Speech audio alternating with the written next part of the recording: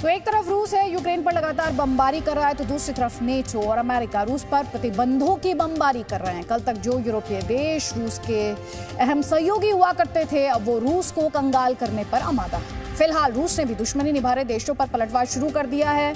आप सोच रहे होंगे कैसे, तो रूस के बैंकों पर प्रतिबंध लगाया गया, तो जवाब में रूस ने अपने तेल और गैस का भुगतान डॉलर और यूरो की बजाय रूबल में मांग लिया है।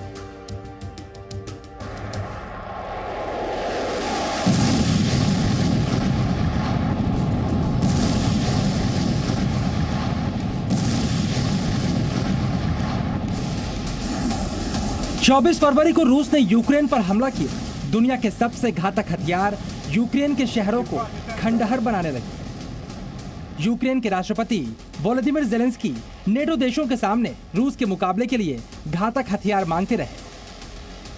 रूस के खिलाफ नेटो से फौज उतारने की गुजारिश करते रहे, लेकिन रूस की धमकियों से डरे नेटो की तरफ से रूस पर सिर्फ कड़े प्रतिबंध लगाए गए और यूक्रेन को रूस के हमलों से बचने के लिए कुछ हथियार दिए गए। लेकिन रूस अपने दुश्मनों से चुन चुन कर बदला लेना जानता है। एक तरफ यूक्रेन को धमाकों से दहलाकर रूस अपना बदला ले रहा है, वहीं दूसरी तरफ अब यूरोपीय देशों के प्रतिबंधों का जवाब देने की भी तैयारी कर ली गई है। फिलहाल यूक्रेन पर हमला करने के बाद रूस दुनिया में सबसे ज्यादा प्रतिबंध झेलने वाला देश बन गया है। लेकिन यूरोप का सबसे बड़ा एनर्जी सप्लायर रूस अब यूरोप को प्रतिबंधों का परिणाम भुगतने के लिए मजबूर करने वाला है। पहले सुनिए किस तरह रूस के राष्ट्रपति व्लादिमीर पुतिन ने प्रतिबंधों के लिए अमेरिका और नेटो को कोसा। стран были приняты нелегитимные решения по так называемой заморозке российских активов.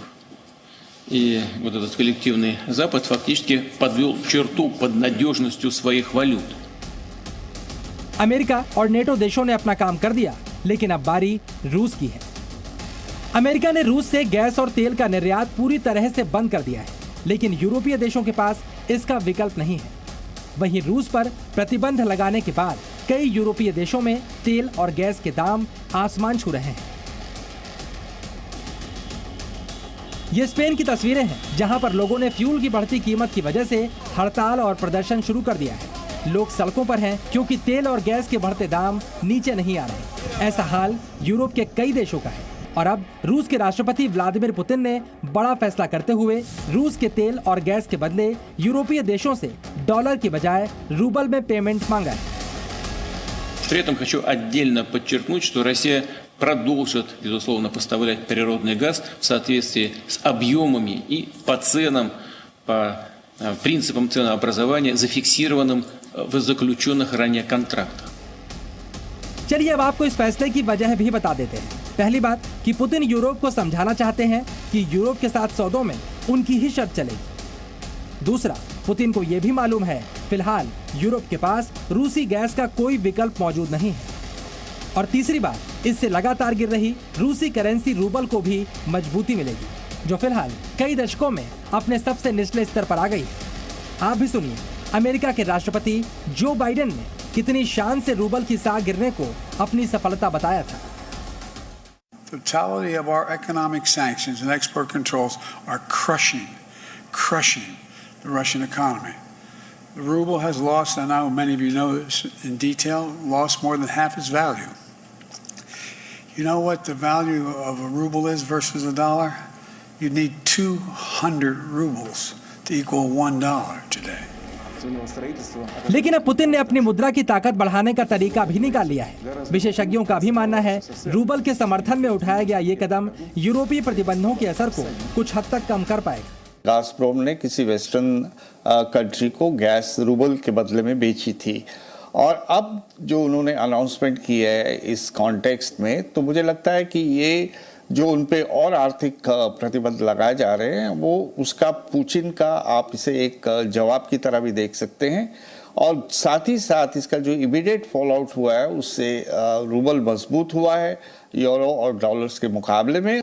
फिलहाल एक तरफ यूक्रेन और रूस का महायुद्ध चल रहा है, दूसरी तरफ रूस को आर्थिक प्रतिबंधों के सहारे झुकाने की कोशिश है। लेकिन रूस अपने हथियारों और प्राकृतिक संसाधनों के जरिए ताल ठोक कर कह रहा है कि मैं झुकेगा नहीं।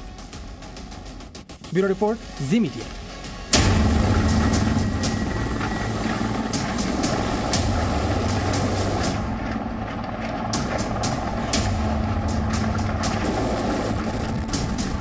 ये तस्वीर एक अंतहीन युद्ध की है।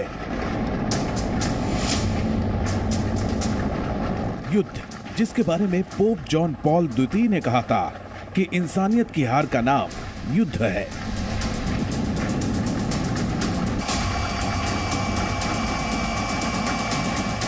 और यूक्रेन में 28 दिनों से सबसे मुश्किल जंग इंसानियत को बचाने के लिए ही लड़ी जा रही है।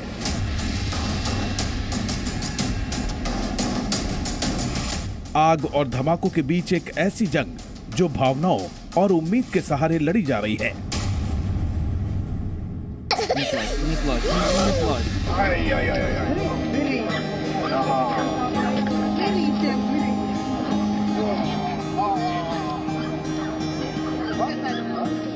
यही उम्मीद यूक्रेन के इस छोटे से बच्चे के चेहरे पर मुस्कान बनकर आई।